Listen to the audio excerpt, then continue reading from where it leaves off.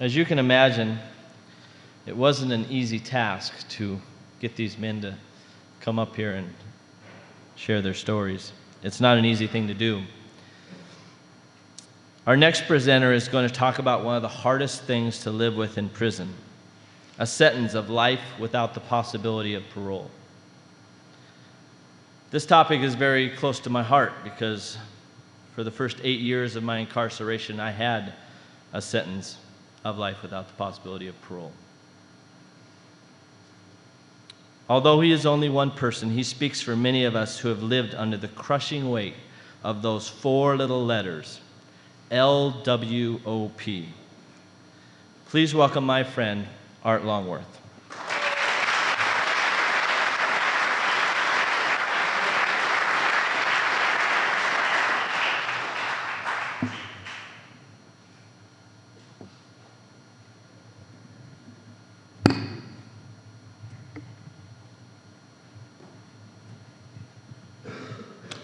I made some notes, but before I show them to you, I'd like to tell you about Tony. Tony liked math. I saw him send away for math books and teach himself calculus and trigonometry in here. By himself. Somehow, don't ask me how, but he got other prisoners interested, and he taught them too. He always worked. Even after he lost part of his hand in the license plates factory, he went out and got another job right away. He ran a lot. If they let us into the yard for 3 hours, he'd spend every minute of it running. And he encouraged others to run. He bought things from the prison store, like candy bars and coffee, toothpaste, soap, and he sponsored races in here that he didn't run in. I think so others would have a chance to win. Because if he had run, they wouldn't have. You ever know anyone like that? I can't help but feel that Tony was worth something. He cared about other people. And he lifted spirits in here many times. I knew him for as long as he was in prison, which was 25 years. Until he hung himself in his cell earlier this year. Tony had life without parole. He was one of about 50,000 men and women in this country who have that sentence. 50,000. In fact, I'm one too. I got it more than 30 years ago, not long after leaving the last state boys' home I grew up in. Although my face doesn't accurately represent this sentence, because 2/3 of those who have life without parole aren't white people. 66.4% nationally. 65% who have this sentence received it for a non-homicide offense, which I'm ashamed to admit isn't me either. But I do know this sentence, because it's impossible not to know it when it's been your experience for as long as you can remember. That's why I want to talk about life without parole. Honestly. Because inside these walls, it doesn't feel like people outside are doing that.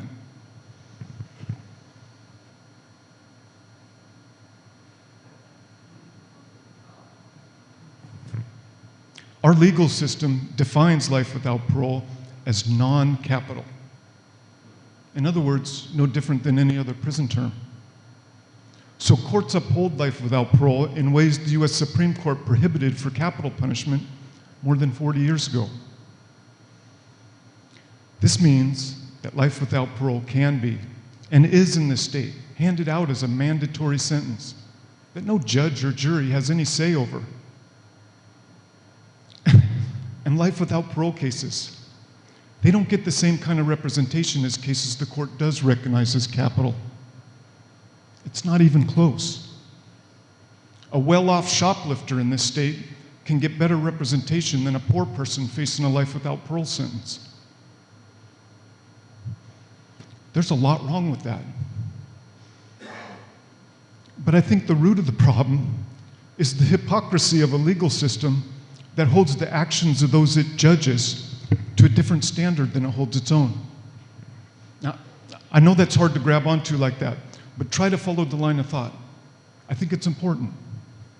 Courts assess culpability, or they weigh out the blameworthiness of an individual by viewing their crime through the lens of intent, right? Think about it. The intent of an individual committing a crime defines what the crime is.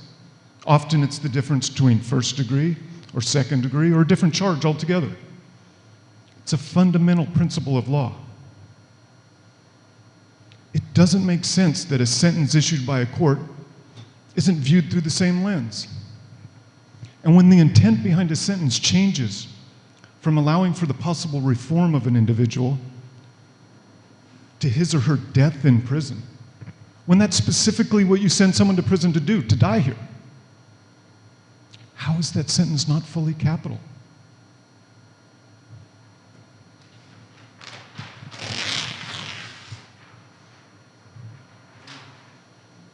Lawmakers have a different take on life without parole.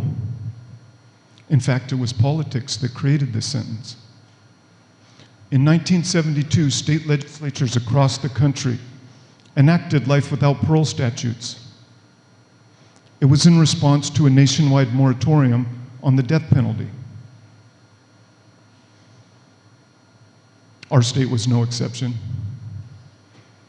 Although life without parole was originally enacted only to be used for those who otherwise would have received the death penalty had it been in place at the time. However, once life without parole was on the books, lawmakers expanded its use through the idea that this sentence is a way to be tough. What's wrong with this is that sentencing so many people to life without parole without reviewing them at any point in their sentence isn't toughness. It's not tough. And I don't say that self-righteously, because I only learned it myself through the crime I committed as a young person.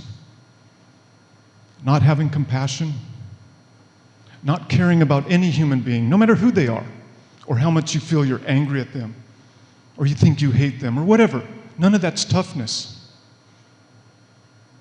It's ignorance.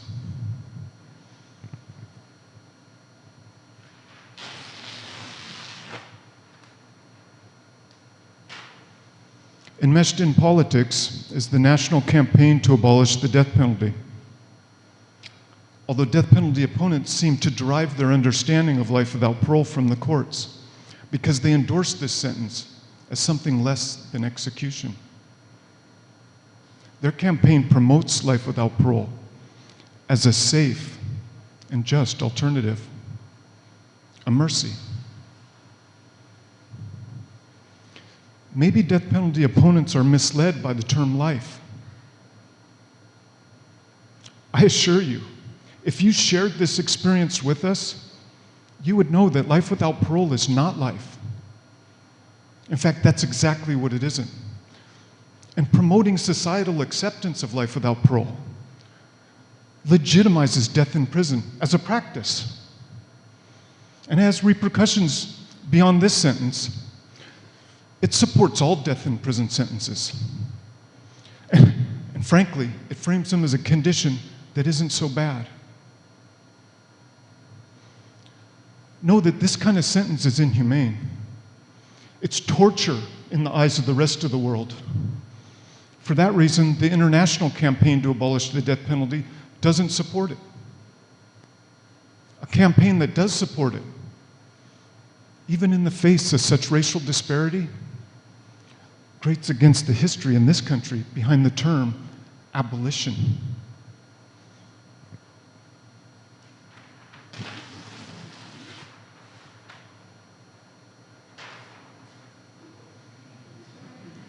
The academic community, I think, comes the closest to understanding life without parole. Academics at least look at it objectively, right? They're the ones who coined the term warehousing to refer to prison as it is used nowadays. Packed full of people with long-term sentences with no serious system of reform or review. They describe life without parole as exclusion, albeit permanent. they analogize it with banishment.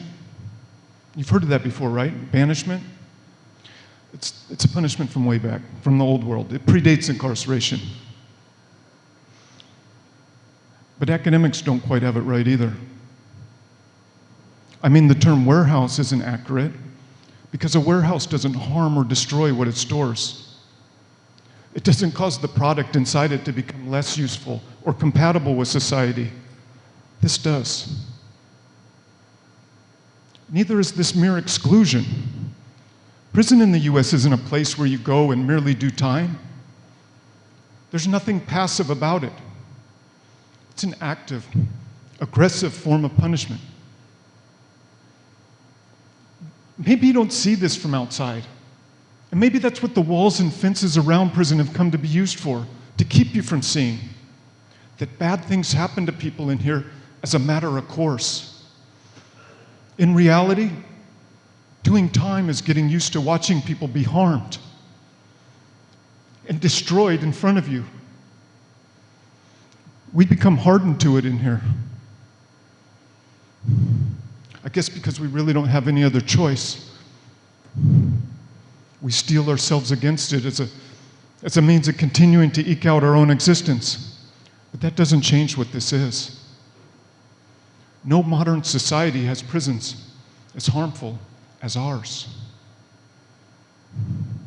And nothing is worse or more aggressive than being in here without hope. This isn't banishment. Let's be serious, okay? We didn't get stuck on a ship and sent to America. That's not what's going on here.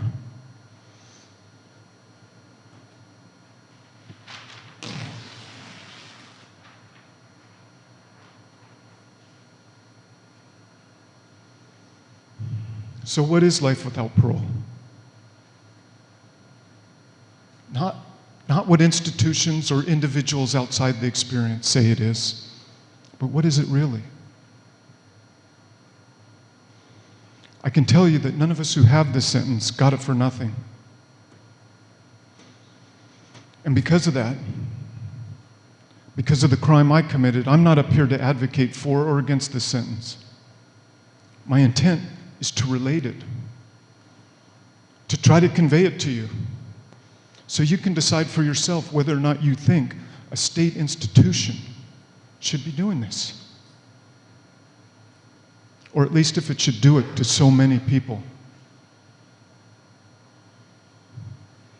The only way to even begin to understand life without parole is to imagine how you would feel if it were happening to you. You think you can do it?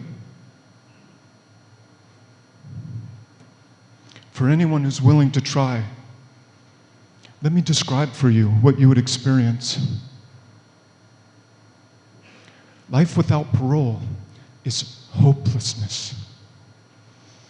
You learn to survive, if you can, to exist. But it's only a holding on, a dogged refusal to quit. It's not because there's a path in front of you down which you might walk in order to redeem yourself. At no point in this sentence are you allowed in any way to make up for the crime you committed as a young person. No matter how vast the difference between who you were at the time of the offense and what you do or make of yourself in the decades after. Nothing is in front of you except the end point of the sentence. All you were really sent to prison to do, to die here. And with no point to work toward other than your own physical expiration, your will to live inverts. It turns in on itself. You feel as though you're being crushed, as though you can't draw in breath, as though you're only pretending to still be alive. Life without parole is the death penalty. And when it's happening to you, you realize that you don't have the same luxury as everyone else. The luxury of being able to pretend that that's not what this is.